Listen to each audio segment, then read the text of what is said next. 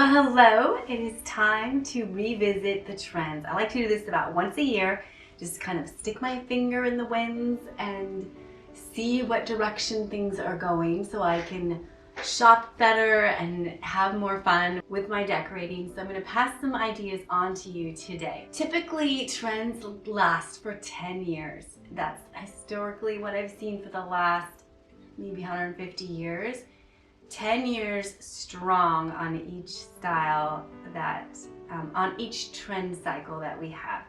Now, with the emergence of social media, I was concerned that things were going to start to go faster and faster and faster because we just have so much access to so many voices and so many ideas.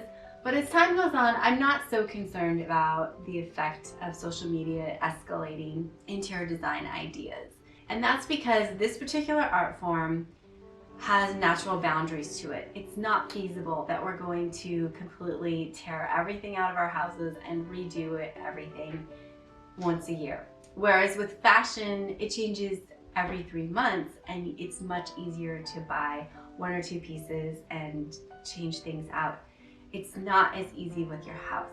Now, what I have seen change with social media is the vernacular, the amount of words and descriptions that are used with styles now has completely exploded. And so I think this is a good time to take a little time out and talk about the interior design overarching genres that you should know. So there is traditional, transitional, and contemporary. Traditional is what I love and teach mostly on this channel, and it's the vintage old world European look, everything from 100 years ago, 150 years ago, 200 years ago.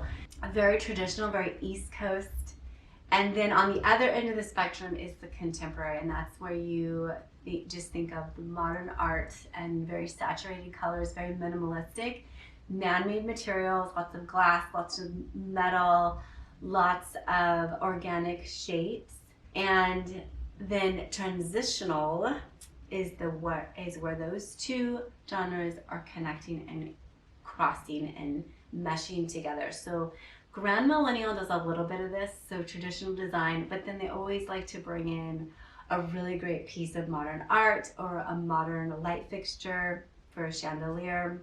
Mid-century modern is a good example of this. Even modern farmhouse is what I would call transitional. So think about where you would fall on this line. And I am a traditional decorator. Those words that are being used for traditional decorating now are like Little Women. I saw that a lot during Christmas time. People were saying, get the Little Women Christmas look. You can look that up on Instagram. You can look that up with hashtags or on Pinterest. Anything Jane Austen, cottage core, Victorian, Edwardian, light academia, dark academia, those are all traditional.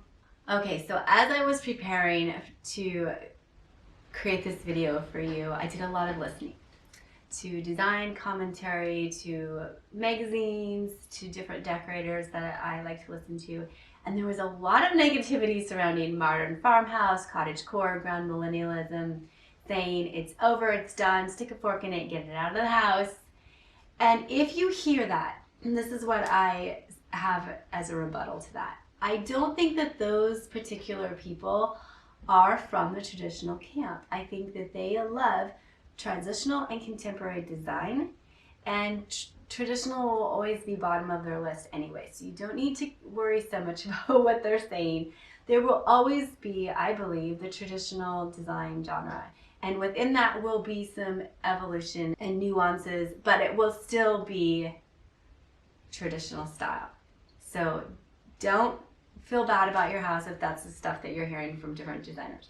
Let's talk about the 10 trends that I'm seeing that I'm excited about from the traditional vintage perspective.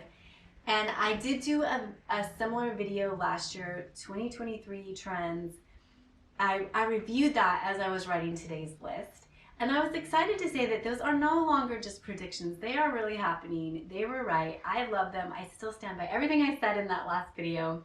The first 4 things on my list are repeats from last year. So number 1 is muted colors. And actually all designers, it sounds like, are agreeing that the muted earthy tones are all the rage, which is great. The browns and the earthy reds and the peaches and the corals and the plums are very beautiful.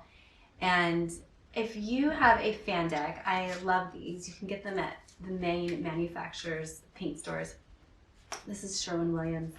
And in the back of the fan deck, it's organized into sections that are called timeless, historic interiors, and historic exterior. And these were put in the fan deck for homeowners that had homes that were on the historic registers and had to follow strict color codes with their painting to use historical colors. So that's where these came from.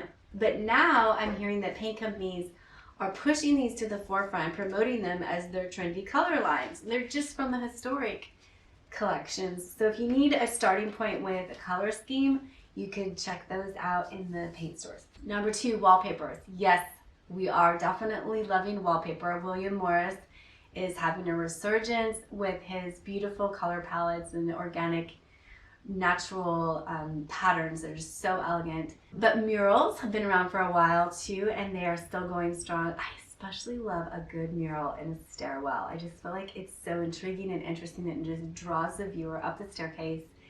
And then a dining room is a great place to do a mural.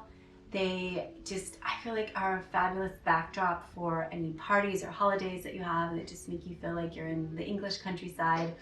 And offices, that's my other third recommendation for a mural. Get so bogged down with the mundane and the technology of work sometimes that being able to just lift your eyes and see a beautiful landscape is an extra bonus. Number 3, along the lines of wallpaper, we are embracing prints, lots of prints, print on top of prints, and I think that is such an English cottage look. I'm very happy to hear that. And of course, wallpaper is a perfect backdrop for the base print, and then working into the room, you might want to do some different prints for your bedding, or a pleated lampshade and pillows and things. One thing I'm going to say about mixing patterns, which really stresses people out, it's the most common mistake I see. I'm going to give you an example here. This is a drapery that I have, and the pattern on this is a block print. It's about the size of a quarter. So if I were to pair artwork with this particular fabric, I wouldn't want to use this one because the flowers on this frame are basically the same size as these leaves on the fabric. What would be better is to create contrast. This is what I think people need to be thinking about when they're mixing patterns. So this doesn't have much of a pattern, so solid, and then there's some lines outlining the dog there. That goes much better together. So when you are mixing your patterns, be very careful to mix the shapes, mix the colors, and the sizes. I think that's a really big one. And if it's starting to feel too busy, put a solid in there to just calm everything down. So little patterns and then big patterns, and straight lines and curvy lines. That is what makes mixing patterns work or not work. So if you found this helpful, I actually have a free workshop going on right now that you're invited to, where I share my 10 common decorating mistakes and then how to fix them. So I'm going to give you a link below in the description, or you can go to 10decoratingmistakes.com, and hopefully you have a bunch of aha moments, and then from now on you feel confident about your shopping and design decisions on a whole new level. Number 4, antiques. Now antiques really got some attention because of COVID, because of the supply chain issues where people just couldn't go get a couch. They would have to wait 6 to 9 months to get their couch. And so people started branching out and getting a little bit more brave about going into secondhand stores, and started to find out that, you know what, this is really great. There's a lot of really unique pieces, really storied pieces. That's a word you're going to hear a lot. And it's oftentimes less expensive, it's less wasteful, it's just a win all around. Some examples of how I'm seeing antiques make their way into homes are tapestries for wall art. I think those are very beautiful.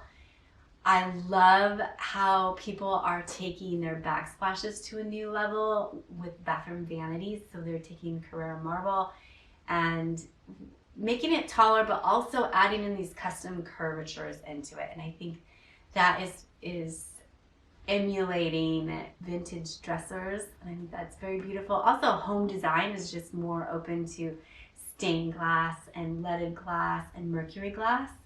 Even mercury glass accent walls that have this tiles of mercury glass that can look really good in the right place. So yay, we are across the board excited about antiques. Now number 5, moving into some new trends. Collections are being embraced as well, and I think this is so good for everybody. So just being a lot more comfortable with you and your particular story and your space and the things that you've been collecting over the years and showcasing them in a new way. There's actually a term for this. It's called personalized eclecticism. And if you would like to grow and foster this more in your own life, I suggest when you're shopping for art to think about it on a very emotional level and go slowly and pick pieces that actually move you emotionally. That I actually don't want to buy art unless it actually will bring tears to my eyes like the first time I see it. And so think about that when you're buying art. Also, just think about your life. Think about your travels, the souvenirs that you have, the memories that you don't want to forget, and the happiest days of your life, the things that were connected to that, or your childhood memories, and think about how to incorporate those little pieces into your everyday surroundings. And I think that that will be a really sweet and inexpensive way to boost your decorating style. Number 6, crown molding. Gone are the days of needing to have a contractor and a truck and power tools and medium to advanced skills to actually get decent millwork in your rooms. You can now buy foam millwork on Amazon, and it's very intricate, it's very beautiful, and you can even combine different ones and stack them together. Oh, so gorgeous. What I would be careful of, I'm going to give you a warning about crown molding, is you don't want it to get so ornate then your little cheesy builder grade baseboards now look silly. So if you're going to have incredible crown molding, at least have maybe 6-inch baseboard as well so it doesn't get top heavy. Number 7, along the same lines of crown molding, ceilings are getting some love. Now in design school, they will tell you that the ceilings are called the 5th wall, and oftentimes they are neglected, but not anymore. We are wallpapering them, we are doing 10 paneling, we are even doing murals. You have to be careful because some murals will be kind of strange on your ceiling, but you can look at your ceiling in a whole new way. And one quick thing you can do is add a medallion. So a chandelier is considered the house jewelry, part of the house jewelry, and it's usually a statement piece. You can take it to the next level by adding a ceiling medallion. They're $50 maybe to $150. Wayfair, Amazon, Home Depot. You can get them, and oftentimes they're foam or plastic, and you just stick them on the ceiling and paint them the same color as your ceiling, and oh, so gorgeous. Number 8, tone on tone. Now this is what I did in my living room, was I picked a color I loved and I made the trim and the walls the same color. I could have gone farther. I could have made the doors the same color and the ceiling the same color, but that's kind of a lot, kind of might wear the color out. So you have to not have a color that's too domineering to do this, but there's a term for this as well. It's called color drenching, and it's moving now beyond the shelves of the room and into the furnishings of the room. So that could mean that maybe now your sofa is the same color as your walls, or your pillows on the sofa are the same colors as the sofa, as the walls, as the millwork.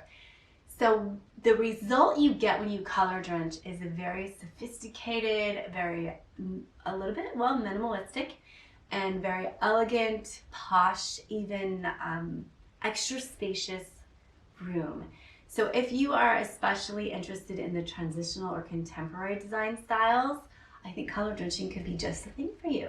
Number 9, I'm going to be a little bit negative here. I don't want to be a Debbie Downer, but pillows, throw pillows are taking a little bit of a backseat in design. And people are choosing maybe 1 or 2 really special pillows that have some good high contrast to each other, or maybe a long lumbar, and that's all they're doing on the bed or on the sofa. I have a huge collection of pillow forms that are just sitting there in a closet. And this is my most common size, the 20 by 20 square.